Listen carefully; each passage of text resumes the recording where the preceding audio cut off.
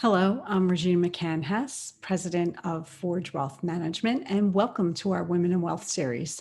Today, we're going to take a road down the educational trail, and actually, we're going to talk about a tough topic.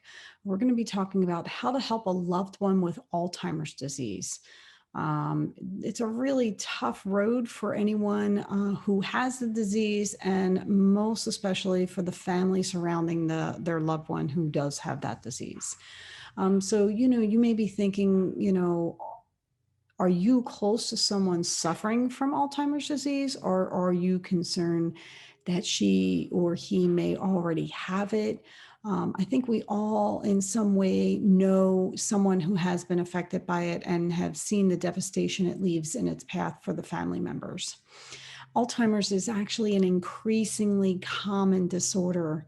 So we're going to learn about its symptoms, what to do if someone you love may have Alzheimer's, and what to expect as the disease progresses through its natural phases. Now, the person who used to care for you now needs care for himself or herself. Family relationships are often flipped as the parents become the child and the children then take care of the parents. A caregiving spouse may also take on the all-consuming full-time role of an unpaid caregiver for a loved one with Alzheimer's. Now, according to the Alzheimer's Association 2019 Alzheimer's Disease Facts, about 5.8 million Americans are living with Alzheimer's. Now, by 2050, this number is projected to rise to nearly 14 million. So you can see why I say that Alzheimer's is the most common form of dementia among the elderly, and it usually affects people gradually. But over time, it can take quite a toll on your loved one and his or her entire network of family members and caregivers. Let's talk about some of the warning signs of Alzheimer's. How do you know if someone has Alzheimer's? Now, these are some of the common signs of mild Alzheimer's, and they include repeating a question again and again, repeating a story word for word, forgetting how to do basic everyday activities like cooking, making repairs, or even playing card games. Also, becoming unable to pay bills or balance a checkbook, getting lost in familiar places. We see that a lot. Neglecting to bathe or shower, or wearing the same clothes repeatedly and insisting that it's not really happening. They become confused and forget the names of people, places, and recent events, or even appointments. And they also are relying on others to make decisions previously made independently. Okay, so let's talk about some key facts that it's believed that staying physically and mentally active and eating nutritiously can ward off or even delay Alzheimer's. Another key fact, Alzheimer's disease is different from normal age-related slight memory loss. So you look for a number of signs that could indicate Alzheimer's before assuming anyone actually has the disease. Now, if someone close to you has a mild case of Alzheimer's, now is the time to take legal and financial action, such as drawing up a power of attorney or healthcare proxy before the person's mental capacity has declined. Very, very important key facts there. How to help a loved one with Alzheimer's disease. Now, we want to differentiate Alzheimer's from normal memory loss. One of the first signs of the disease is the loss of short-term memory. For example, someone may forget recent conversations or events, but some loss of memory is common as we age. The normal, minor, age-related loss of memory is known as age-associated memory impairment. I never even knew it had a term, to be honest with you. But age-associated memory impairment is different from dementia, including Alzheimer's, in that it does not progressively worsen, nor does it tend to disable people the way that Alzheimer's does. And I think we've all probably seen that in one shape or form within our family or extended family. So, some common changes as the disease progresses.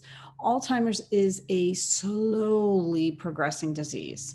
And like we said, it starts with mild memory loss and ends with severe brain damage. The course of the disease varies, as does its rate of progression. So, on average, people with Alzheimer's live 4 to 6 years even after they're diagnosed. Now, there's a middle stage of Alzheimer's. As it progresses, the changes become more noticeable. Those afflicted by the disease will need more help with day to day living. May need to be reminded about eating, washing, or even changing their clothes. And they may also fail to recognize people or confuse them with others. They may become easily upset, frustrated, or aggressive. Some other middle stage symptoms include wandering off or getting lost. We do hear about that sometimes on the news. Mixing up their days and their nights. Experiencing hallucinations such as like seeing, hearing, smelling, or tasting things that really aren't there. They're also becoming restless, and they exhibited this by pacing, trying doorknobs, or touching draperies. Now, they do become a safety risk when alone because of forgetfulness, forgetting, for instance, to light the stove after turning on the gas, or forgetting to shut it off, which definitely becomes a big risk factor. Now, in the severe or late stage of Alzheimer's, a person will become totally dependent on others for nursing care, and he or she may be unable to recognize familiar objects, surroundings, or even close relatives. And that's really the toughest thing on the families. Other late stage indications may include being difficult to understand, like they're kind of like speaking gibberish, becoming physically frail, losing weight. Remember, they're forgetting to eat. They're losing control of their bowel and their bladder. And then they're a little too unsteady or weak to walk or stand alone. And they can also be crying out, groaning, screaming, or mumbling loudly. And they do tend to sleep more. Now, let's pivot to the diagnosis, treatment, and care. Most of you may have heard that no single factor has been identified as the cause of Alzheimer's. There is a lot of research going into Alzheimer's right now, but there's still a lot that is not known. A combination of factors may contribute, including age, genetics, environment, diet, and overall health. And a diagnosis is often made by ruling out other causes of symptoms because there is currently no cure for Alzheimer's. But some drug treatments may ease the symptoms or even slow the disease progress among people with mild or moderate dementia. Now, when caring for someone with Alzheimer's, it's a good idea to try to help him or her live as independently as possible for as long as possible. Although you may be tempted to do things for them, people with dementia are more likely to retain a sense of self-worth if they're given a chance to do things on their own. Sometimes it increases their frustration if they can't do things for themselves. So you want to let them try to do it for themselves. You can help by providing support if necessary, including emotional and some reassurance. As dementia progresses, the person dealing with the disease may need more help with everyday activities, including the washing, bathing, and dressing. And sadly, eventually you may have to consider external resources for that assistance. What can you do to maintain the brain? We kind of mentioned Alzheimer's does not have a cure. Research has indicated that lifestyle changes can lessen the chances of developing the disease or delay its onset. The Alzheimer's Association's Maintain Your Brain campaign advocates physical and mental exercise, good nutrition, and generally healthy habits. So physical exercise, just stay active, take a walk every day, do a workout, something to keep you moving.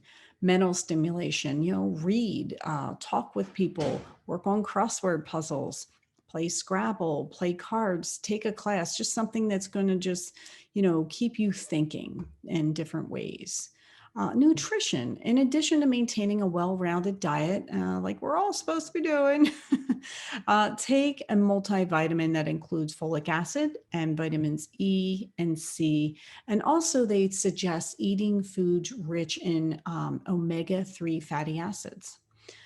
Good health habits, just maintain a healthy body weight, keep your blood pressure, your cholesterol level low, and avoid smoking. I think avoiding smoking kind of helps with most healthcare situations. That's generally a good advice. So now we're just going to talk about how to help a loved one with Alzheimer's disease.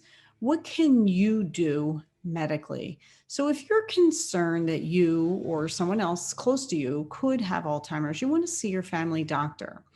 Now, your general practitioner may ask a specialist, such as a psychiatrist or a neurologist, for help in the diagnosis. And an early diagnosis could help you or your loved one plan and identify sources of advice and support, and also may lead to an earlier access to treatments. Now, this is also surprising. There's no single diagnostic test for Alzheimer's, but usually a complete medical and neurological evaluation will essentially just help rule out other possibilities such as infection, vitamin deficiency, depression, thyroid problems, or even brain tumors. They'll also look at a brain scan, such as a CT or an MRI, which could help indicate what is happening in the brain. Other types of medical tests include a blood test, a urinalysis, an EEG, which kind of just like looks at your brain waves, along with memory and thinking skills tests. Medical care for people with Alzheimer's can be provided at home by relatives or healthcare professionals such as social workers, nurses, and therapists, as well as case managers. It can also be provided in an adult daycare or nursing home. And as the disease progresses, you or the person close to you may explore all of those options. Like I said, this is a tough topic. There's a lot that you have to think about. There's a lot of decisions to be made. And, it's an evolving process as well. So, what can you do legally and financially? Now, because Alzheimer's involves a predictable decline in a person's mental capacity, it's important to use the time wisely before you or your loved one is no longer able to make important decisions. Once a person with Alzheimer's is no longer mentally competent, it's too late to designate someone else to make those decisions regarding healthcare, financial planning, or estate planning. It's just too late. You have to get that done early in the process. So please, if you are in this situation, someone who's in this situation, you want to consider taking the next few steps sooner rather than later. You want to look at an advance directive. Now, this could be a power of attorney or a healthcare proxy. A power of attorney will allow someone else to make key decisions regarding your financial and estate planning. A healthcare proxy will empower a family member or a close friend to make healthcare decisions as needed and that are in your best interest. Estate inventory. Before conducting estate planning, take an inventory of the resources available, including income and assets, health insurance, and community resources. Estate planning. Have an estate planning expert create or update a will or other estate planning documents, such as a living will or trust.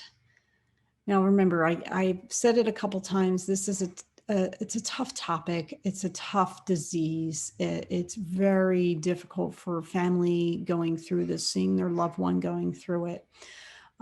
So whatever you can do to help early on will, I think, be good for the long term as much as you can.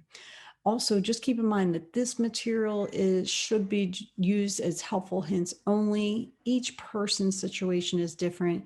You should absolutely consult your investment professional and your medical professional and your legal professionals before making any decisions. Thanks for sticking through this with me. I appreciate your time. Again, I'm Regina McCann Hess, president of Forge Wealth Management. Please follow me on Facebook, Twitter, and YouTube at Forge Wealth. On LinkedIn, I'm at Regina McCann Hess. And of course, our website is forgewealth.com. Thanks and have a fantastic day.